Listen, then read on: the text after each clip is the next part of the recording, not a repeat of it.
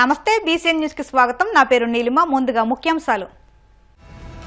రాష్ట్ర వ్యాప్తంగా ఒకరోజు ముందుగానే పెన్షన్ల పంపిణీ కార్యక్రమం. అనంతపురం జిల్లా నేమకల్లో స్వయంగా లబ్ధిదారుల ఇంటికి వెళ్లి పెన్షన్ ఇచ్చిన సీఎం చంద్రబాబు.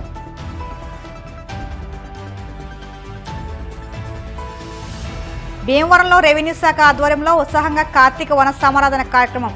ముఖ్య అతిథిగా పాల్గొన్న జిల్లా కలెక్టర్ నాగరాణి.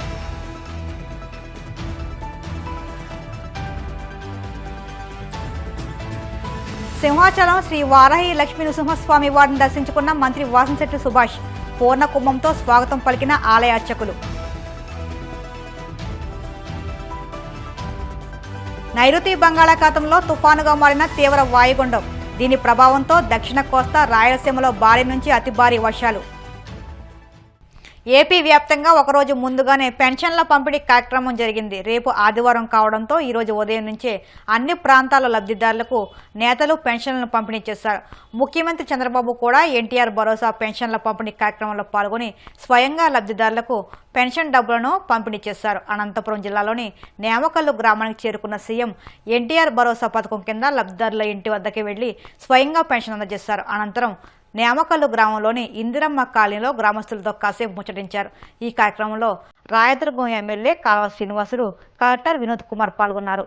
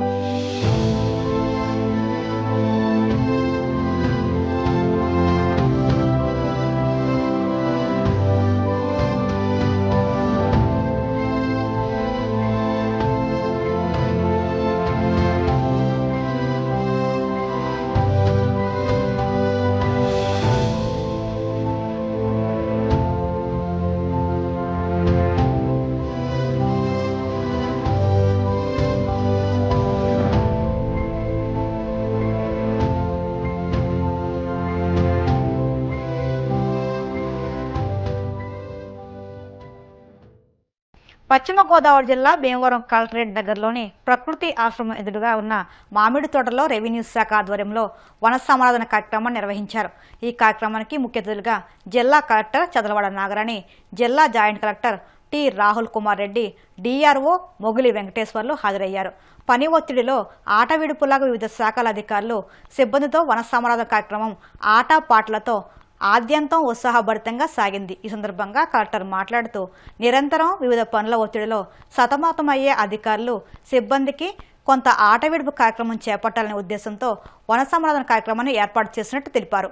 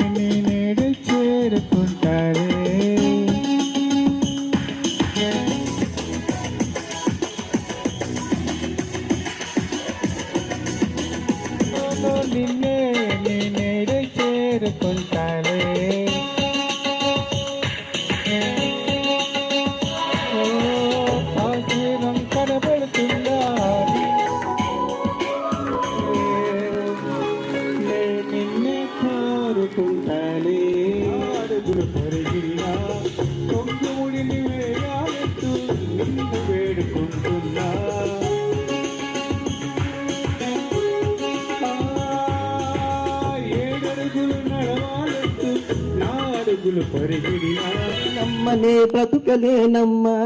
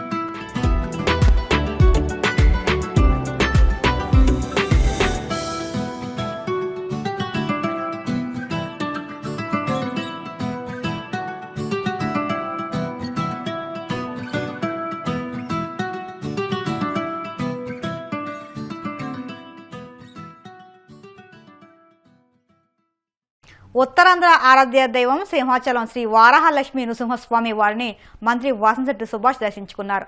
ఆలయ ప్రధాన అర్చకులు మంత్రికి పూర్ణ కుంభంతో స్వాగతం పలికారు. అనంతరం స్వామివారిని మంత్రి సుభాష్ కుటుంబ సమేతంగా దర్శించుకుని మొక్కులు చెల్లించుకున్నారు.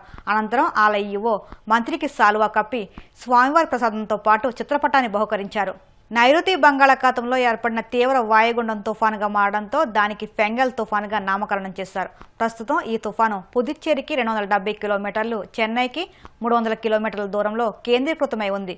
ఇది గంటకు 13 కిలోమీటర్ల వేగంతో ఉత్తర వాయువ్య దిశగా పయనిస్తుందని ఐఎండీ వెల్లడించింది. దీని ప్రభావంతో దక్షిణ కోస్తా, రాయలసీమలో 2 రోజుల పాటు భారీ నుంచి అతి భారీ వర్షాలు కురిసే అవకాశం ఉందని లోతట్టు ప్రాంతాల ప్రజలు అప్రమత్తంగా ఉండాలని హెచ్చరించింది. అనారోగ్యం పాలే ఆసుపత్రుల్లో వైద్యం చేయించుకున్న పేదలు ఆర్థిక ఇబ్బందులు ఎదుర్కోకూడదని కూటమి ప్రభుత్వం సీఎం రిలీఫ్ ఫండ్ అందజేస్తుందని మంత్రి నిమ్మ రామనాయుడు తెలిపారు. పశ్చిమ గోదావరి జిల్లా పాలకొల్లులోని పార్టీ కార్యాలయంలో నియోజకవర్గంలోని 13 మందికి 6,50,000 రూపాయలు సీఎంఆర్ఎఫ్ చెక్కులను ఆయన అందజేశారు. ఈ కార్యక్రమంలో టీడీపీ, జనసేన, బీజేపీ నాయకులు పాల్గొన్నారు. తెలుగుదేశం, జనసేన, బీజేపీ ప్రభుత్వం ఒక మానవత్వం ఉన్నటువంటి ప్రభుత్వం, ఒక ప్రజా ప్రభుత్వం.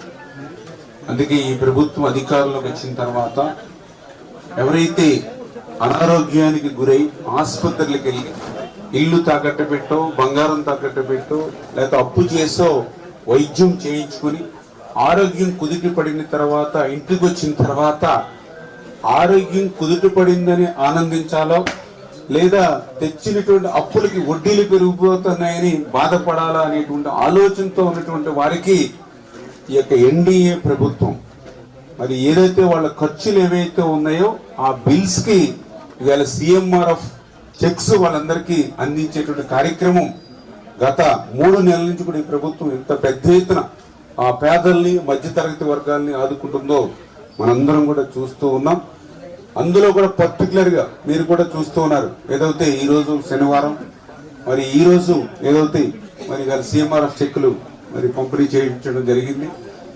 ఇదే శనివారం, గత శనివారం అంటే వారం రోజులు తిరగకుండానే మళ్ళీ ఈ రోజు సీఎంఆర్ఎఫ్ చెక్కులు పంపిణీ చేస్తున్నాం అని అంటే ఇట్లా వారం పేదవాళ్ళు, మధ్యతరగతి వాళ్ళని ఆదుకుంటున్నామని అంటే ఈ యొక్క ప్రభుత్వం ఎంత కృతనిశ్చయంతో వాళ్ళ ఆరోగ్యం కోసం పనిచేస్తుందో అదే ఒక ఉదాహరణ అనే విషయాన్ని కూడా సందర్భంగా తెలియజేసుకుంటూ, అదేవిధంగా తెలుగుదేశం, జనసేన, బీజేపీ నాయకులు అని అంటే ఇట్లా ప్రజల కోసం పనిచేసేటువంటి నాయకులు.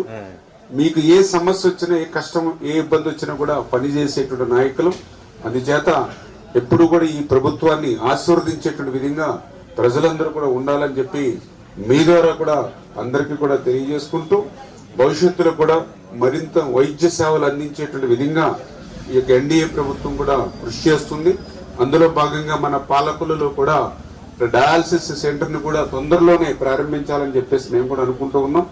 ఎందుకంటే ఈవేళ డయాలసిస్ పేషెంట్స్ భీమవరం, తణుకు, తాడేపల్లిగూడెం, ఏలూరు, అమలాపురం ఇట్లా పోతూ ఉన్నారు. అవి కూడా స్లాట్ నైట్ 2, 3, 4 గంటలకు వస్తూ ఉంటే ఆ టైంలో పేషెంట్స్ వెళ్ళలేనిటువంటి పరిస్థితి, వెళ్తే ఒక రోజంతా కూడా అక్కడ మళ్ళీ హోటల్లో ఉండి వెయిట్ చేసేటువంటి పరిస్థితి.